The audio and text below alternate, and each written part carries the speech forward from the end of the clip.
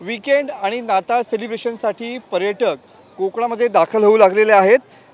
यावेळेला सुद्धा पर्यटकांनी जी आहे ती समुद्रकिनाऱ्यांना या ठिकाणी पसंती दिलेली पाहायला मिळते आहे। सिंधुदुर्गपासून रायगडपर्यंत जवळपास 3.5 ते 4 लाख पर्यटक या ठिकाणी कोकणात दाखल झालेले पाहायला मिळतात। गणपतीपुळे समुद्रकिनारी सुद्धा पर्यटकांनी आजपासून मोठ्या प्रमाणात या ठिकाणी गर्दी केलेली पाहायला मिळते। रत्नागिरी, रायगड, सिंधुदुर्ग जिल्ह्यातील प्रसिद्ध समुद्रकिनारे सध्या पर्यटकांनी हाऊसफुल झालेले पाहायला मिळतात। मुंबई, पुणे, नाशिक, नागपूर आणि पश्चिम महाराष्ट्रातून मोठ्या संख्येने या ठिकाणी पर्यटक जे आहेत ते दाखल झालेले पाहायला मिळतात। आजपासून नाताळपर्यंत मौज मजा मस्तीचे प्लॅन या ठिकाणी ठरलेले पाहायला मिळतात आणि त्याचमुळे सध्या पर्यटकांनी समुद्रकिनारे हे गजबजून गेलेले पाहायला मिळतात।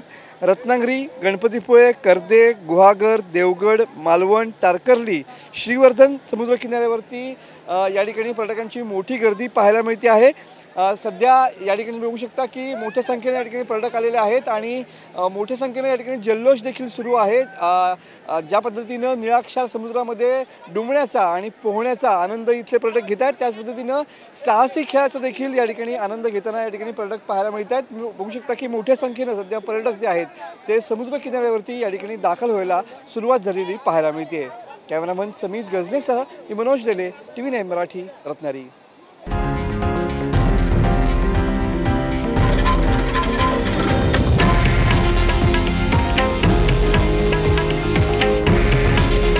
हे आहे देशातील नंबर 1 न्यूज नेटवर्क आणि आपण पाहत आहात TV9 मराठी।